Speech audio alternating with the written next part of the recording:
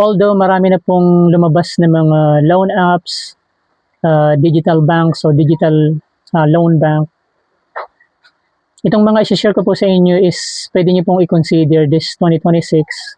Itong mga isi-share ko po sa inyo mga loan and digital loan banks are yung mga na experience na natin na legit, na pinagkakatiwalaan din natin at nagagamit po natin. Pwede nyo rin pong gamitin as a source of fund nyo kung may mga maliliit kayo na business or may pinag-aaral po kayo. Ito pong mga loan apps na i-share ko is mga legit sila. Tatlo or apat sa mga ito is yung loan apps. So unang-una rito na talagang maganda na yung relationship ko is si One Hand at saka si Mabilis Cash. So si One Hand, nagpapautang na siya ng about like more than 50,000 pesos na po yung credit limit natin, and up to 6 months. Yun yung long term na pwede niyang ibigay.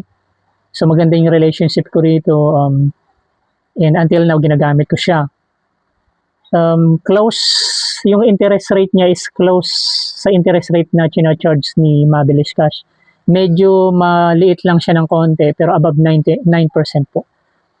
And then yung si Mabilis Cash, although nagkaroon siya ng problema last year na nawala yung mga yung pa-loan niya, tapos biglang bumalik.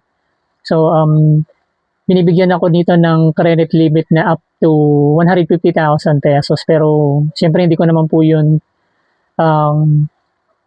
inaabil kasi hindi ko po siya kayang bayaran. So doon lang po ako sa mga yung pakonti-konti, tapos pa 3 months, 6 months, ganun lang po.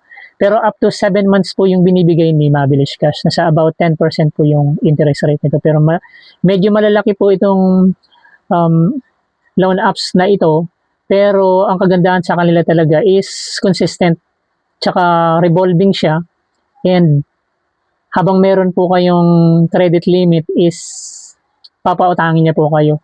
And multiple loans. Hindi lang single loan, kundi multiple yan. So, I guess up to more than 5 loans kaya nila po i-supply. So, hindi lang po one time. And sumunod rito, may dalawang loan apps pa ako na nasubukan ko na rin. Pangatlo is si Tala. Si Tala is, ang maximum lang niya na ibinibigay is 60 days eh.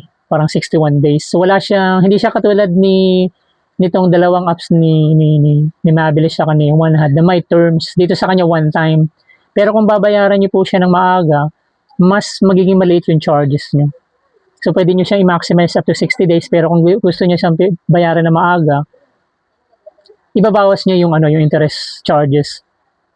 So, nasubukan ko na rin po siya. Medyo mabagal lang po yung increase dito sa kanya. Hindi katulad nitong dalawang loan apps na ito. Dito kaya nasa 6,000 to 7,000 lang yung kaya kong hiramin dito eh. So, maliit lang kaya niya ibigay kasi mabagal yung increase niya. And then, yung pang-apat po is yung lastly na nagamit ko si Skyro. Sinubukan ko po siya kung maganda. Si Skyro hindi siya revolving fund, so hindi kayo makakautang uli until mapulfill nyo po yung previous na utang nyo. So dito kay Skyro up to 18 months yung kaya niya ibigay na long term. So ang binibigay niya rito, depende po sa evaluation niyo, pero yung approval ko rito is 15,000 pesos po. So malaki na rin po yun sa first loan, and sa long term na yun na napakahaba, bihira lang po nakakapagbigay ng ganun, lalo kapag first timer. Nakakaiba rin ito si Skyro. So makukonsider ko rin po siyang okay na pwede nyo i-consider sa 2026. So yun po yung apat na loan apps na mayroon ako magandang relationship. And then, sunod rito is yung mga digital bank naman yung i-discuss natin. Unang-una rito is si Atome. So, basically, si Atome is up to 200,000 pesos, pero mag-uumpisa talaga kayo dito sa mababa. Siya isang buy now, pay later talaga yung itong si Atome. Pero ang kagandahan dito kay Atome is marami rin siyang mga services katulad ng may mga pa-cash loan na rin siya. So aside from buy now pay later, may cash loan siya. So yung cash loan, pagbago ka na sa about 3 months lang yung maximum na ibinibigay niyo. So siguro depende rin po doon sa evaluation niyo. And then sa cash sa buy now and pay later, up to 200,000. Pero mag-i-start talaga kayo from the beginning. Ako nag-start ako from 4,000 pesos and now up to meron akong credit limit na mga about 60K. And then yung ano na yun, yung pa-credit niya, pwede niyo po siyang i-convert sa installment. So yung 40 days niya, walang interest po yun. So may allowance siya na 10 days. So 30 days monthly bill, and then may allowance siya na 10 days. And then kung hindi nyo kaya siyang bayaran, pwede nyo siya i-installment up to maximum of 6 months yung na-avail ko na ngayon sa kanya. So pwede nyo po siyang consider this 2026. Kung gusto nyo pong mag-apply sa kay Atome, may link din po tayo dyan sa baba or sa comment section po. And then, sumunod na digital bank is itong si CIMB. So, digital bank siya, pwede kayo mag-open ng savings. And then, parang si Atome is my savings. In addition to kay Atome, may savings na rin po siya. So, ito si CIMB is a digital bank, so savings bank po siya.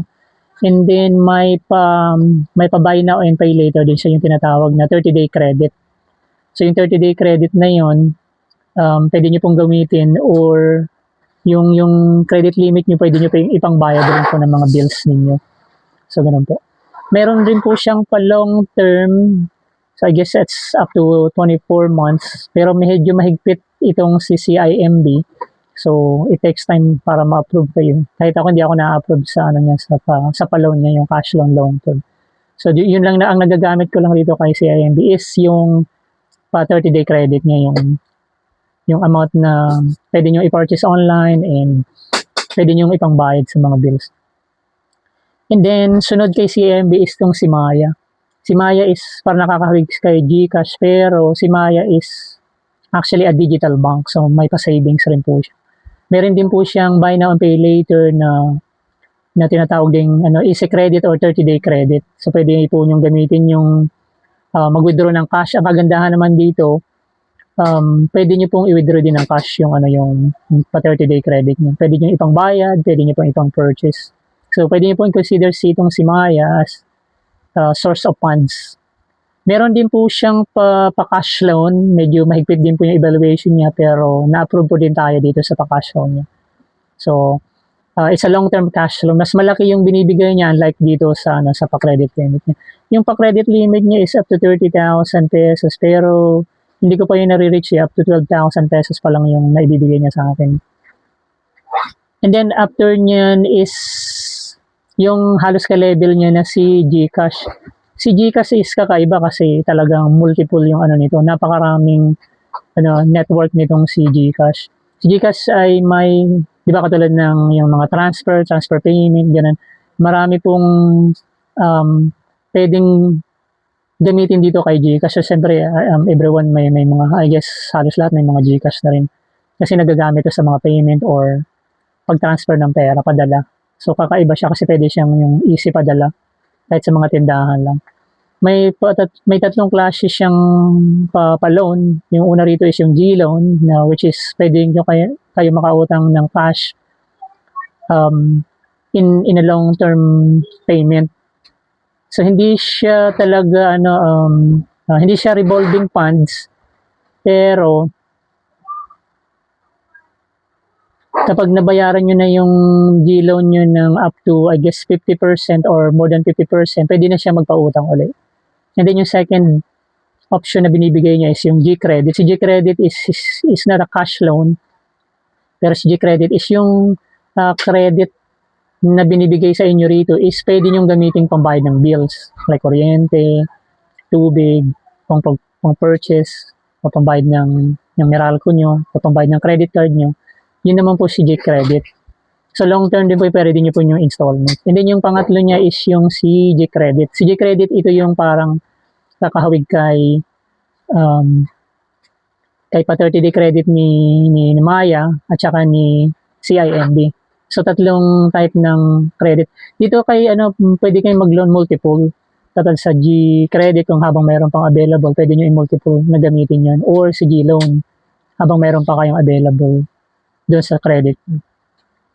And then, before I forget, so in addition po sa digital bank is si Bank, or before, ngayon si Maribank na siya. So, aside from savings, nagbibigay rin po siya ng pa-cash loan. So, dito yung cash loan niya up to 12 months, up to 1 year. Pag na-approve po kayo. Pag usual niya po yung ginagamit, so itong si Maribank or si Bank before. Up to 30,000 po yung pwede niyong makuha, or depende sa sa evaluation sa inyo, pero usually ganun mga 30,000 pesos. Pwede niyo pong utangin 'yan. Pero kapag na-fulfill niyo na 'yan, yung na-consume na niyo po yung 30,000, hindi siya revolving funds. So, kailangan ma-fulfill nyo or makompleto nyo yung bayad bago kayo makautang ulit. So, na-cover na natin itong yung yung pang-apat na digital bank na pwede nyo i-consider is itong si Uno Bank. Si Uno Bank is nakalink din kay GCash, kagaya ni CIMB.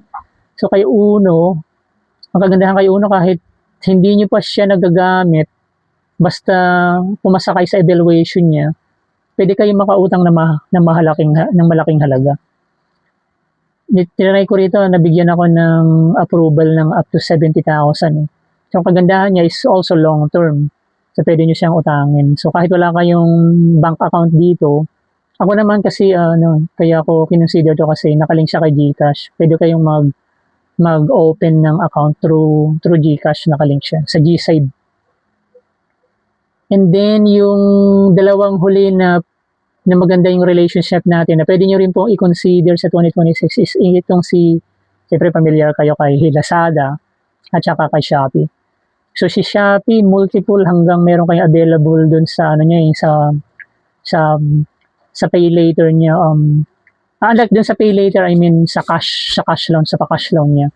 So, it's a revolving fund. So, pwede kayong mangutang. Habang binabayad nyo po yun, nag-a-add po yun sa account nyo. So, yun ang kagandahan yun. Nare-recycle niya kagad. Halimbawa, umutang kayo ng 10,000 and then na-zero out nyo yun. Tapos, the next month, nagbayad kayo ng for example, monthly nyo 2,000. Papasok po agad yun sa credit nyo. And then, yung 2,000 na yun, pwede nyo hiramin ulit kahit may 10,000 pa kayo. So, revolving siya yung kagandahan. So, nagbibigay siya ng multiple loans. And then, itong si Lazada, same thing po, pero mas mabilis yung increase ni Shopee. So, aside from pay later, na pwede nyo utangan yung products nyo, na in terms, na installment, nagbibigay rin po siya ng pa-cash loan. Revolving funds din po siya, pero hindi siya ganun kabilis na mag-increase katulad ni Shopee. Pero in the long run, hindi nyo mapapansin, maganda na rin po yung binibigay niya na pa-credit. So, dinadagdagan niya ng dinadagdagan din. Tapos, revolving funds din po siya. So far, yun yung mga list na may isasuggest ko. Kasi na-try ko na po yun and usual na ginagamit po natin. So, kung naghahanap kayo ng source of fund, kung may mga maliliit na business kayo na gusto nyo pong pondohan, kasi napakahirap nga naman kumuha ng puhunan, di ba? So, dapat hindi kayo mawala ng puhunan. So, mahalaga itong mga loan apps, digital banks na ito, and yung pay later na mga apps na pwede nyo pong alagaan sa 2026. And kung may mga question po kayo dito, I understand na hindi naman po natin na-cover lahat ng mga benefits nila. So, kung may question po kayo, dyan po sa comment section po natin, pwede po kayo mag-drop. Kung hindi kayo ma-replyan today, siguro kung available tayo at mababasa natin. Kasi minsan hindi naman talaga siya nagbibigay ng notification. So, minsan kailangan ko pong puntahan doon sa pinaka-apps niya.